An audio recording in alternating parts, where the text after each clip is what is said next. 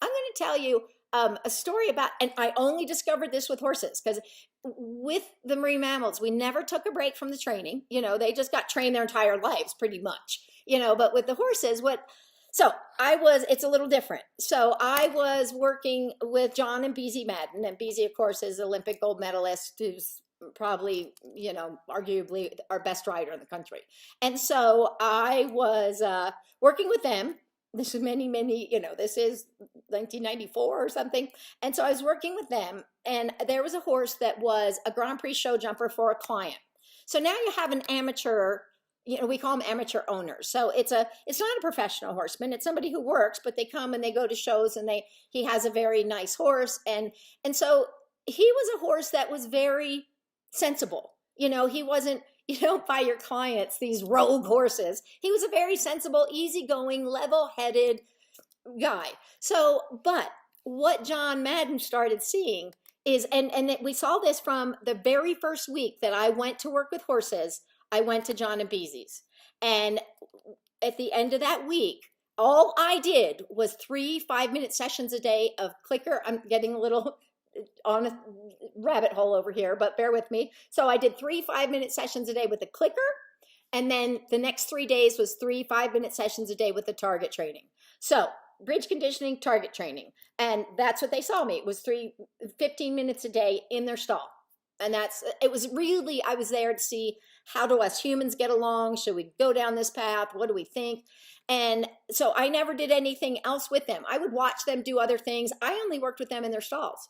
And Beezy, on the other hand, they would watch from outside the stall, but the horse wasn't looking at them or thinking about them. They're busy going, what is this lady doing in here with the food? And so the training that we were doing never mixed. Not yet. I mean, we knew it would down the road, but at this point, we're just kind of, you know, I'd heard that horses weren't smart enough to do this. Of course, I'm like, I don't think so. But how would I know unless I went to go find out how it went?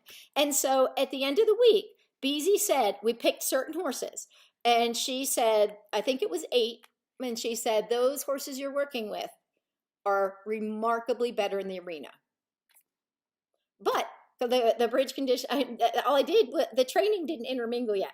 So something was going on with that piece. But early on, John saw that the horses are happier. They're better competitors. They're better in the arena if they're doing this training. So you teach them whatever you want, you know, and that also meant every horse who came through those doors got bridge conditioning and target training.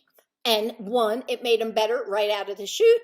And it also, we had a foundation if something went, you know, wrong. If something popped up, they were like, okay, let's try to address it with, you know, the positive reinforcement. So it put a foundation on there that was at least ready to go. I had never put a foundation on an animal and left it and know where they were going to pop back up with it. So I didn't know their attention or anything. So I worked with him at a show even. It's in this little tent, you know, up in the mountains in New Hampshire. And it wasn't even at his home in John and Beezy's place. And so I did those sessions, 3 5-minute sessions a day, just like I did with the other guys in his temporary stall, and then 3 5-minute sessions a day with targeting. Bridge conditioning for 3 days, then on to the target training for 3 days. And then we go back home. And because he's a sensible guy who really didn't have anything we needed to address, I didn't do anything more with it. Now months had passed, and I think it was about 4 months, and it was now getting towards winter. I think it had actually snowed that day, kind of unseasonably early. But he'd seen snow. He's a 10-year-old horse who lived in upstate New York. You know, this isn't foreign to him. But what had happened is the grooms went to go get him out of his stall. So they would, or not out of his stall, I'm sorry, out of the paddock. And when they would go up to get him out of the paddock, he would flag his tail and run away like a giant frightened Arabian. And then they'd go to leave, and he'd come running back and say like, don't leave me, don't leave me. And so they go, okay. And they go to get him. And this cycle went on for 5 hours, and it wouldn't stop. And it was very clear. He didn't like it. You know, he wanted to come in, but he didn't know how or why. He didn't trust anybody. So no one knows what started it. Nobody had seen it before. Nobody's seen it since with him or anybody else on the farm. And so it was the end of the day, and I was going home, and I thought, okay, well, let's try the target. And I went in and said, you know, maybe let's see what happens with the target. And they said, well, He hasn't seen it in months. We've never done it here. And besides, we've used buckets of food and carrots, and we couldn't get him out of there. He wouldn't, it didn't work. The food doesn't work. And so I said, yeah, but we have nothing left to lose. Now, this is that part of me is like, what will happen? I don't know. So I go up, and just like they said, he runs away. And then as I turn to leave and think, no, I didn't just randomly turn to leave. I thought when I turned to leave, they said, he comes running back to me. So I turned like I'm leaving, but I was watching. So as he's kind of running towards me, I click, and then I turn around kind of slowly, and he's like 20 feet off, and he's standing.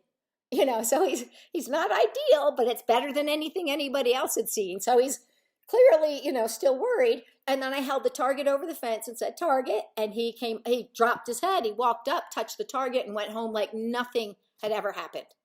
So the food wasn't helping him. He wouldn't take food, wasn't interested in food. That couldn't break through whatever had him in this over threshold, over aroused, worried state. So, but the target brought him back to a more settled place, and a place where he could go, the target's a good thing. The target is safety. And so to me, I've always looked at that and said, I think that's the classic conditioning. The classic conditioning said, this is safe, this is good, is it operant?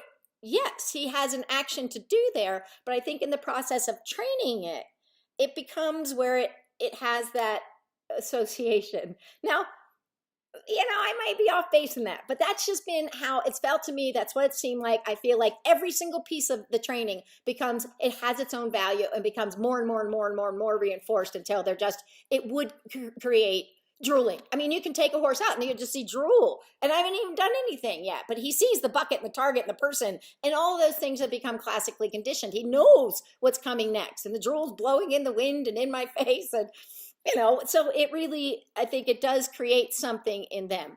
And so then I had another situation where the horses became totally Mint and George, my two that I worked with, John and Beezy, forever. And the guys were working in the hayloft. So this is years later. They've been doing the targeting forever. And so they have the guys are working in the hayloft, and something really noisy happens. I mean, really noisy, like to the point I was cleaning tack across the aisle. When they dropped whatever they did up there, I startled. But both of the horses who were just eating hay, and I have stationary targets in their stall where I will start sessions and go, ask them to target, tells me where they are, and then we go out and do our sessions. And so it's something we did all the time. And when they got startled, they both flew to their stationary targets. And then they came off and they looked around, and then they went back to eating their hay. But I was like, well, what is that? Now, this is taking a reflexive behavior, because they got startled. It was genuinely startled. And what did they do with it? They went to something that's been trained and trained a lot, to the point of, I think, being classically conditioned. So I think that it does, we can alter what they do, post reflexive behavior. We can, because after that, they had a choice to make. What do I do to a certain degree? I mean, was it, conditioned? Yeah, it sure was, but they went there of their own volition. I didn't teach them to go there when you hear a sound. That was their idea. And they both did the same thing instantaneously.